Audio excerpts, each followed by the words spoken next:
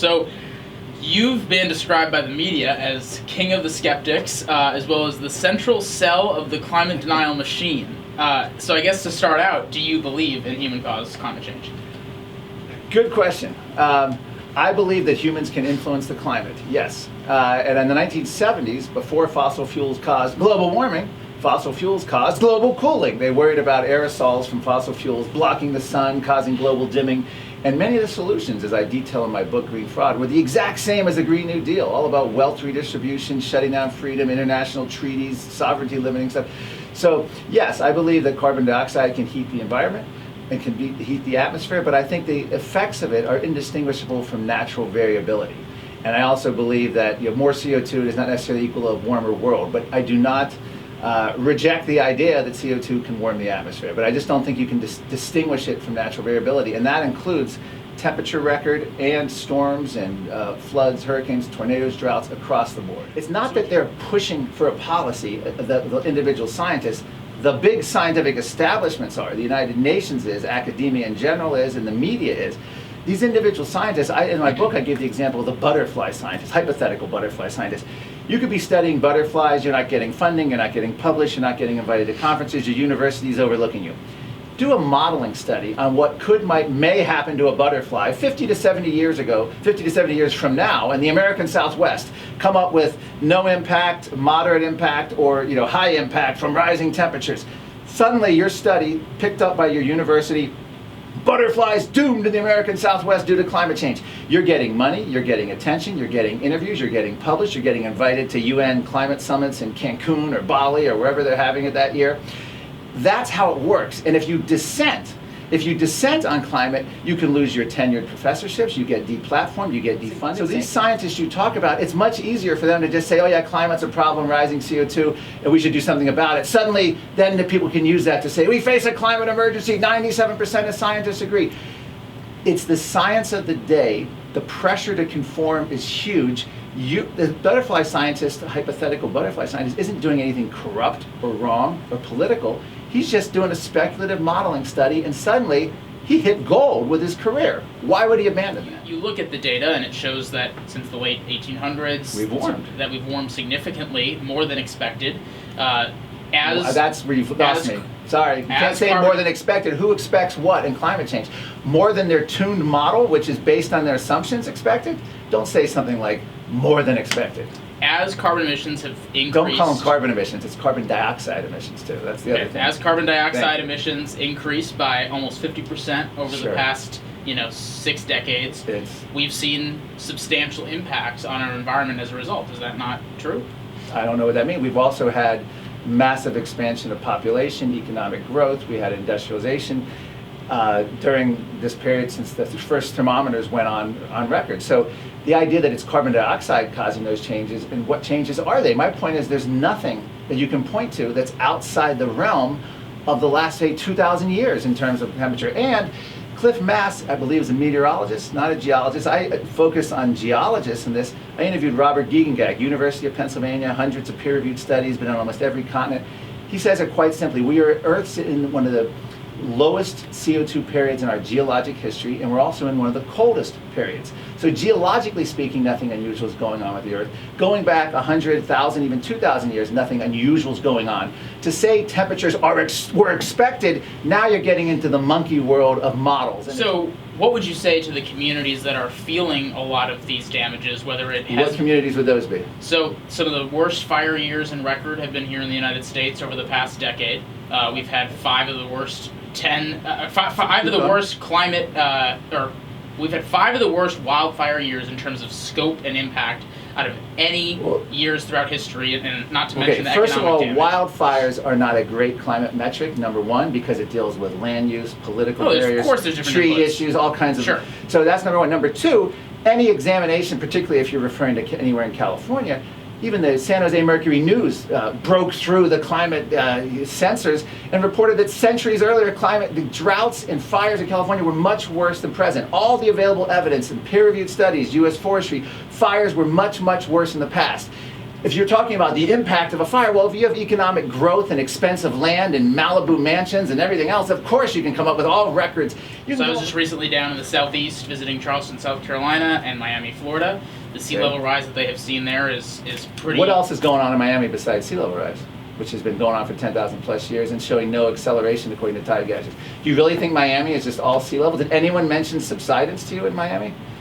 Did they or not? Did you hear about subsidence when you were there? We did not. Okay, well then. So in Charleston, South Carolina, similar to Miami. Same thing, East Coast, all subsidence. So unless you have those So you numbers, don't believe that sea level rise? I believe sea level has been rising for 10,000 plus years since the end of the last ice age. Yes. The question is whether it's accelerated. Satellites show that it has, but that was a big jump when they went to satellites in 1993. Tide gauges show that it's not. And the only place that's really scary are the computer model predictions of the future. So you don't believe that because the left's approaches to this are bad, that conservatives should have... I'm saying conservatives shouldn't come up with less bad approaches and then pat themselves on the back. So if your hand could reach behind your back, that's what you'd be doing right now, is patting yourself on the back for a less bad approach. You're still, a less bad approach is still a bad approach. Because what we're facing is frightening stuff. You think you can feed them some lesser version, and you think that we're the evil deniers. That's not the issue here. The issue is you are supporting this whole idea that we have a climate emergency, a climate crisis, and you think you're somehow going to lessen that and make it less bad. I think the whole premise has to be attacked politically and scientifically, but politically. I don't really care about the politics about climate change. I personally am concerned as a young person that by not addressing climate change, I'm gambling my future. Oh my God. Come on. Gambling your future. What does that even mean? Okay, if you buy home insurance on a house that the premium costs more than the house if your house burns down, what are you gambling? That's number one. That's what they're proposing. I got that, but you don't support that theoretically. Okay. So the question is, how are we gambling your future? We've already had a fracking revolution. We're fighting for nuclear. We're fighting all this stuff. We're trying to have ways to have energy that's more efficient, energy that's lower emissions. We've already solved the air problem. In my book, I quote even mainstream liberal media reporters acknowledging that we've solved the air pollution problem and that the climate issue is a totally different animal if you're worried about it. So in what way, okay, I'll give you a chance here. Just bear with me. What is your solution that you would make you sleep better at night that's not going to jeopardize your future? What is it? What do you want to do so badly? This is an interview of you, and I'm happy to talk offline about this. But just give me one. What I'm saying is we have already seen economic and environmental damages from what the vast majority of scientists, regardless of the percent that we want to talk about, believe is largely exacerbated because of human-caused climate change. So that is what I mean by gambling. So, but what do you want to do? But you want to do something, obviously. How do you save your future? So, again, this is an interview. I'm happy to go there offline. But I think it would be helpful, for your audience at least know what I think. They know exactly. No. To know what I think of your solution, because you're sort of baiting and switching here. You gave me a couple things, and then I went after, and you said, "Well, you don't even know what I believe." And now you won't tell me what you believe. Go ahead. You do have a misunderstanding of our organization and what we believe. However, I don't think so. But go ahead. I believe, and most young people in this country and across the globe believe that not attacking climate change is gambling our future. Well, I don't even know what that means. That's an absurd statement. Why don't you tackle, continental drift too? Are you going to do that? Why don't you tackle that? Aren't you worried about the continents continuing to drift apart? Okay. Do you really think that tackling climate change, to use your exact phrase, somehow is going to stop the Arctic from melting at some future date? And how do you evaluate that? How do we know when we've done enough of tackling climate change or technological? At what point? How do you measure that? Like, suddenly the hurricanes are going to have less severe hurricanes, there'll be less tornadoes, or Miami's going to start receding because you did the right policy? I mean, it's ridiculous. There's a direct correlation in the data and the science that shows that extreme temperatures, extreme natural disasters will be continually getting worse. Right, and the models, which are tuned. The models are only as good that you can make a model say anything you want. It's silly. It's not science. So since we have seen some of the worst hurricane impacts and wildfire impacts and temperature increases in the past couple of decades, what is your response to that reality, not just a model? That's not a reality, especially with hurricanes. Yeah, we've had bad hurricanes, but many more hurricanes back in the past.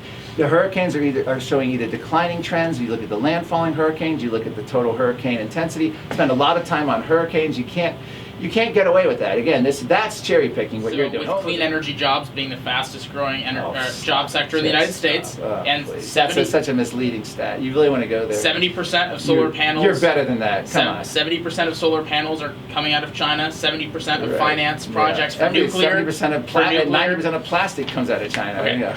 I'd like to ask the question. Go ahead. China is currently funding and developing a lot of the technologies, both dirty and clean as the public perceives it. How does the United States get back on track when it comes to that economic development? To clean energy, again, we just either way. we support our technology. Energy. When you mention things like, well, the leading job is clean energy, but there's been stats, I think it was 67 solar workers had to equal one coal plant worker. I mean, if you actually you don't look at government makeshift jobs. And what I mean by that is jobs that are relying on government mandates, solar and wind. If you actually look at how much energy each solar and wind worker produces versus how much a fossil fuel worker, it's a joke. But if that's your metric, hey, these are great paying jobs, great. Well, that matters. Why work? The government, but they're only a great paying job while the subsidies last. During the Obama administration with the green stimulus, tens of billions, they had all kinds of great jobs. All the green jobs with Solyndra and all these other companies that were making money, and then the money dries up, and then they don't make the money. But what we should care about is not some fake statistic like that.